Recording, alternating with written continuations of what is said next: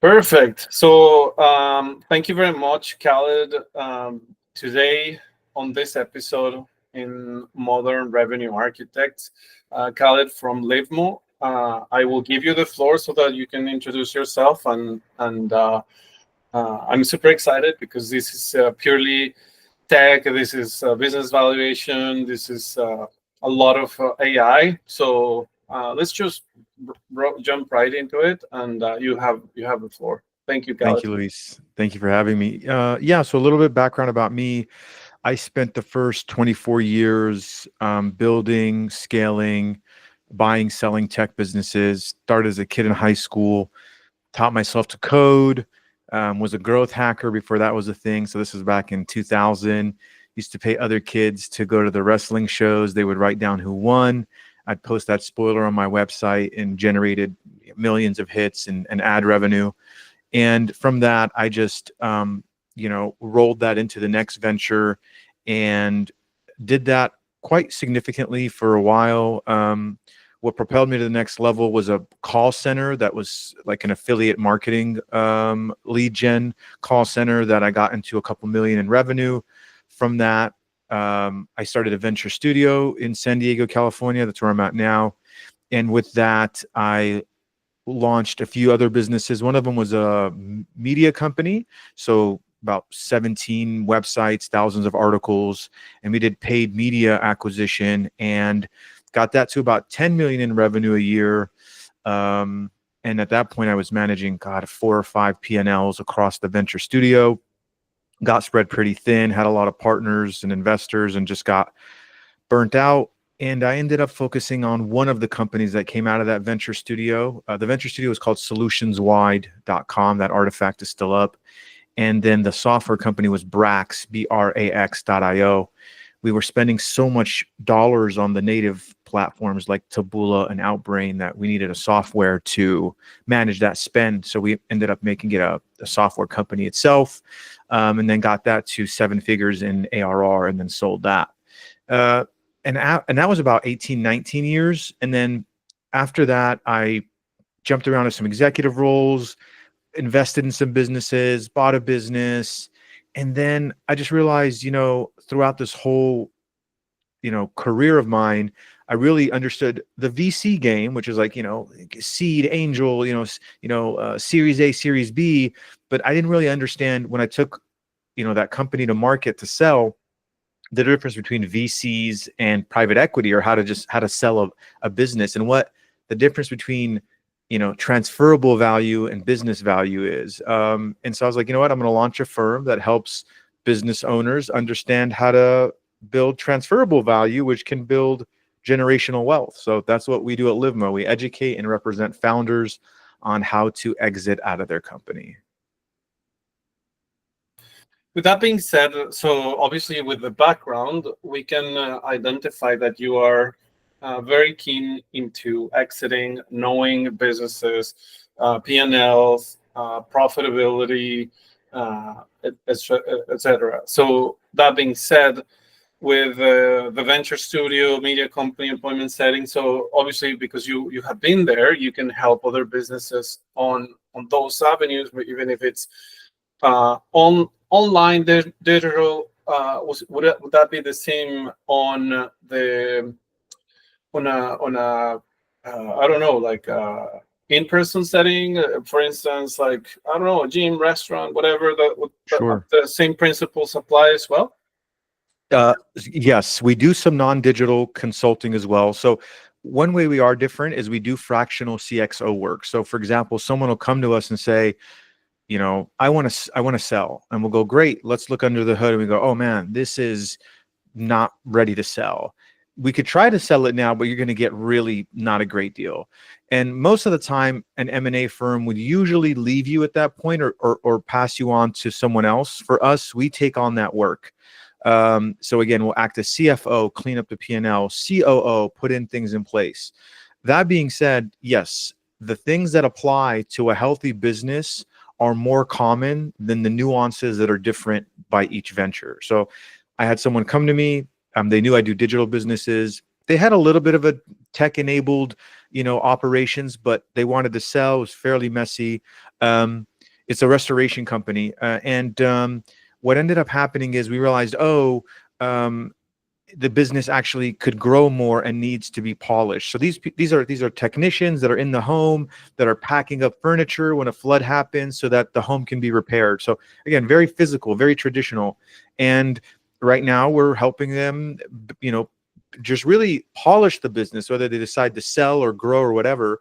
But they needed a job management, a project management software. They were on Trello. Trello kind of does an okay job. So we sourced a software that's specific for their industry, right? Same thing with the way they generated sales. They kind of have these biz dev people. They are on the field getting plumbers and other, service providers to send them leads, but they didn't really have a good system for that. At least not trackable system.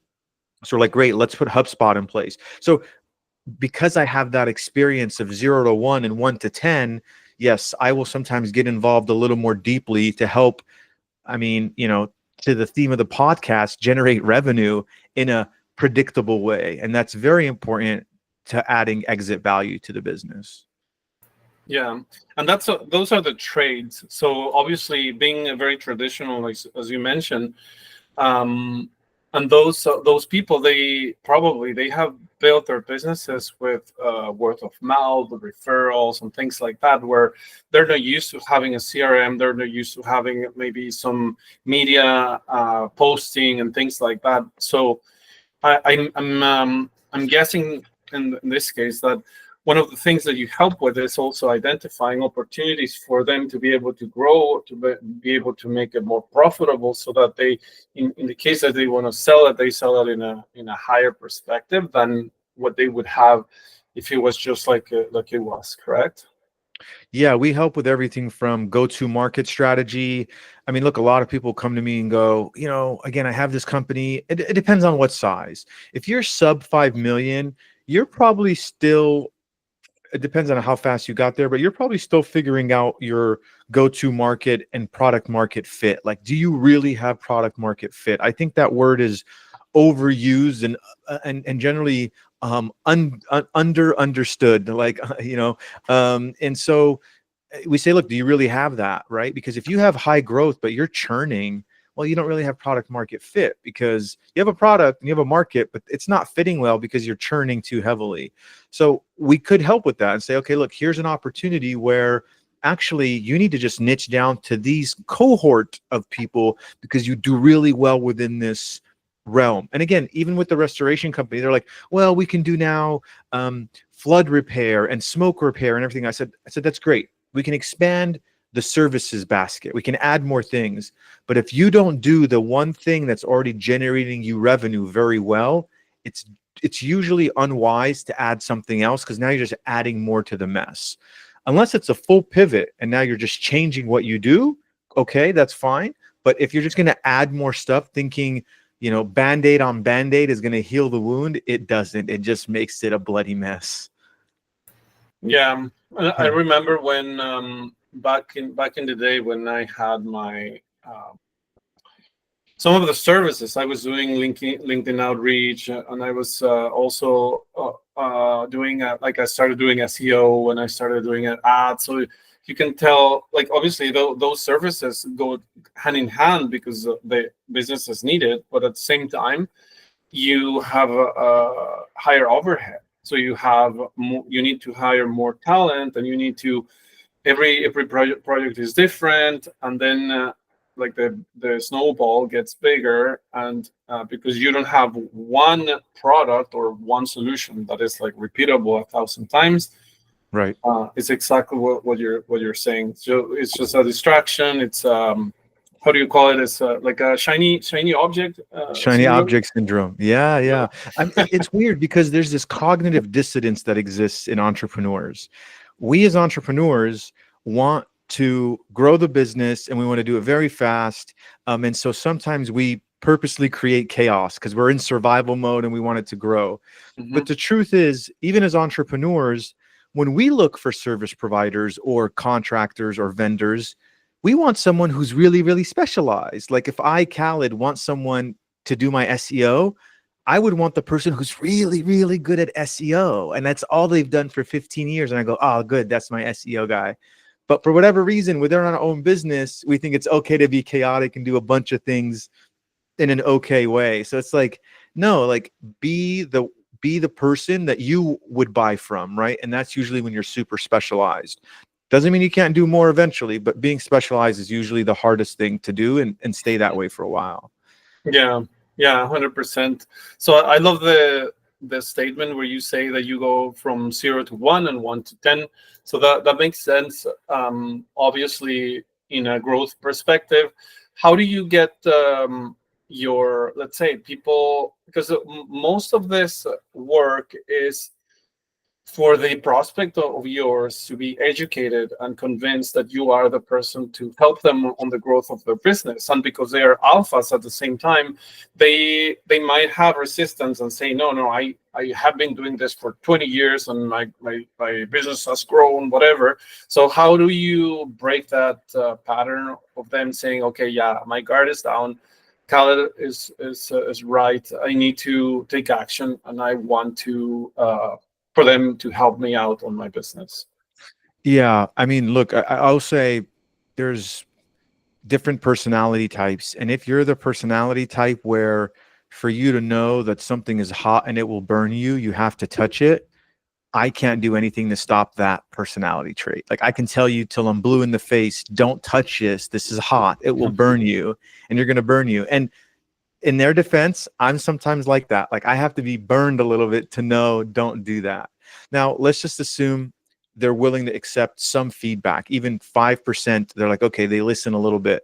I usually just start with, you know, compassionate inquiry, as they say, um, which is a form of psychological framework that you deal with trauma. And so you just say, hey, like you've been doing it this way. Can you tell me why you do it this way? And so you actually just start by understanding their technique. I mean, even in the venture studio, our motto was, um, we changed it, but initially it was investigate, imitate, then innovate.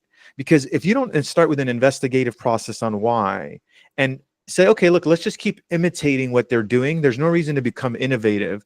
I generally don't come in and try to disrupt things very quickly. I just learn in the beginning, and then I actually just imitate what they're doing. And then at that point, I go, all right, let me see if I can make it better. So if you just come in, any entrepreneur, even if you came to me and right away started telling me what to do, I could easily be triggered and actually be turned off by that. So I think it's just it's a communication technique and an investigation technique.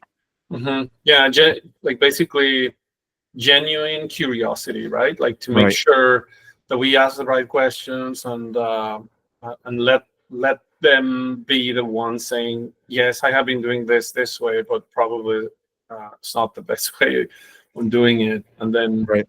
you jump in. Yeah, that makes sense. Perfect.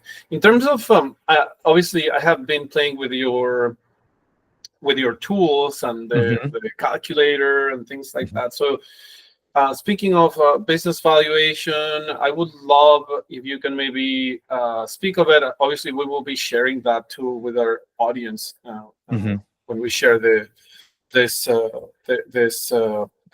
episode. And it is a crazy calculator. It has Hmm. so many parameters. It has so many inputs that I couldn't understand myself. Hmm. I'm not very savvy in in the space. Yeah. So what is the what's obviously the objective is to help business owners to know the temperature on how ready are they to be able to sell and things Sure. like that, right? So For and sure. it's an educational piece too, because for me, I was going through it and I'm like, oh, what is this? And then I was investigating online some of the terms, and it made me proactively go and answer some of the Right. questions I had.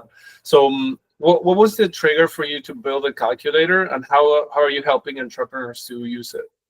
Yeah. So the first thing I'll say is a lot of material that we get exposed to deals with investment based valuations, not exit based valuations. And I think business owners need to understand those are completely different. The amount of money a venture capital firm will give you is based off of forecast and usually off of revenue and growth, and is not the same that a financial or a strategic buyer who's going to buy you upon your exit is going to value the company. So that was one reason why I built the calculator to understand, like, hey, you need to understand there's a difference here, and you need to look through these binoculars instead of those. So that's the first thing that I will say people should educate themselves on at the difference of. The second is understanding the two main factors that exist in valuing a company, and that is the profit and the multiple on that profit. I mean, I'm just breaking it down in simple terms, but for the most part, those are the two most important things. What I hear commonly, especially in the SaaS space, is, well, what about a multiple of revenue? Multiple revenues can occur, but they're generally an edge case, and they are in certain scenarios. That's actually not most SaaS companies. And that could be its own conversation. But I would say your best bet is to understand the value based off of your multiple and your profit. So good to show profit. And what is the multiple? 2x, 3x, 5x. In some cases, again, in the software space, traditional businesses usually go between 3 to 5, sometimes as high as 7x of profit. Again, you can get higher, but you got to think about it as a bell curve. Everybody usually falls between the 2 to 6. If you want more than 6, you have to have a spectacular company. And so that's what the multiple is. The multiple is basically saying, if I have 250K in profit, or let's say 2 million in profit, and somebody gives me 4x that, which is $8 million, they're saying that I know if nothing changes in the business for the next 4 years, that company will continue to make $2 million a year, so that I, as the new owner, will get my money back. That's how you have to look at what's happening when someone's buying your company. They're looking at the return on their investment. And so then the question becomes, can you guarantee that for the next 4 years, this business is going to do that? And those are all the metrics that you're seeing in the SaaS valuation calculator. It's little things that tell us I can now go from 4x to 5x to 6x because I have a sales team in place. It's not the owner doing all the sales. I have a CRM, so I can actually track how things are going. I have good project management. I have a team. I've been around for 6 or 7 years. The longer you've been around, usually, and on an upward trajectory, the longer you're going to be around, right? Churn, cut, and that's when you start to go into each business and tweak its valuation based off of the health of the business. Yeah, and there's also some just to adding to that, I was going to mention churn, but at the same time, there's a dependency of the owner, right? So that you have like your name or whatever. Like if I leave, is it going to impact the brand or not? So that Yeah, little thing is going to move the a the lot. calculations. That's an important variable. My favorite line from owners is, I go, what's your cost of acquisition, customer acquisition cost? They go, oh, barely anything. We don't spend any money on sales and marketing. I'm like, that is not a good sign. That's not a good sign. Well, I get most of it through LinkedIn, and I do founder-led sales, or it's been through a network of, we just get referrals, word of mouth. I'm like, that's great, but that's dangerous for a new owner, because now the new owner is concerned, is that transferable, right? Because if it's your clients that are getting you more clients, then who holds the relationship with those clients? And that now it moves from, okay, you don't have sales and marketing team. And even if it's not owner dependence, the next thing after that is what's called key person dependence. Okay, is there someone in the company that you're really dependent on? And how locked up are they in the business? Because if now I buy that business and they decide to leave 6 months later, now everything starts to fall apart. So it's about creating defendable value that can transfer even when somebody else buys the business. Right. Yeah, makes It can be sense. pretty hard. Mm-hmm. And in terms of AI and those kinds of implementations, what are the things that you guys have seen on the past couple of months that helps you in terms of the evaluations and the things that or the work and the consulting that you're doing with your clients? Are you also recommending them to take action into that? Obviously, my intention here today is to inspire entrepreneurs and business owners to do the same. So what would you recommend to a business owner in terms of AI and such? Yeah. So first of all, if you're not using AI in your business you need to be, because it is just such an amazing thing to use in really almost any kind of business. I mean, maybe not restaurants yet, but even restaurants, I'm sure there's software out for them that has some AI involved, right? But just about in most businesses, AI can be used in some shape or form. If your tech team's not vibe coding, they need to be. I mean, I myself I'm a developer at night. I code stuff. I use Cursor. It's freaking amazing. And then think about just different ways to use it. Like, I think right now, Lovable or Figma, who just had a great IPO, has something called Figma Make, and their AI prompt maker is freaking amazing. So you just go in there and tell it to build something. Now, okay, let's say you're not a software company, you're not building software, but you can still use those things to build assets for your sales and marketing. So for example, I built the SaaS valuation calculator using vibe coding, right? I went in and said, well, I have this guide that I made, and it'd be really cool if this guide on how to value a company can be an interactive guide. And I literally just built a prompt for it, and it started to code it out. And I was like, wow, this is great. And the first version was built. And then I was like, you know what? I want people to be able to save their valuations and track it over time. And I took it from a prototype into an actual GitHub repo and started to code it. So even if you're using it for designing, white papers, case studies, flyers, emails, newsletter, I mean, you name it, you can incorporate AI into your business to become more efficient. As for the valuations, without a doubt, if you have AI incorporated into your business, that's going to increase your valuation, because what that's hinting is that you're not falling behind. Usually you're seeing an increase in profit margin, and it just basically signals to the investors or the buyers, this is a smart and healthy company. That's a good one. I love it. Yeah. In terms of what would you say the trends for the future? So like maybe predicting based on all the stuff that all the things that you have seen in the market, all the people that you have helped, because you have worked in several projects and you have exited and building this and helping now other businesses to thrive, because that's what I would say you do. What's your what's your prediction maybe in the following 24 months or 12 months based on everything that you're seeing?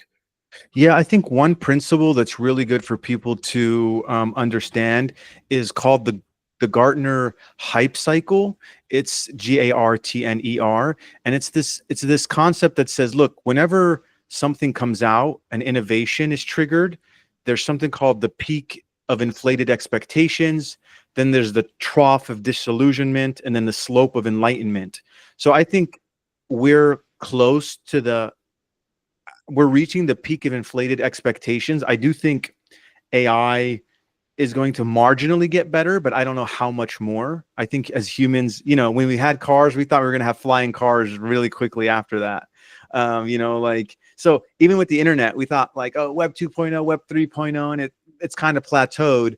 Now, I'm not saying that AI won't have this other curve, but right now, the LLMs and the agents, I think, are almost at their peak.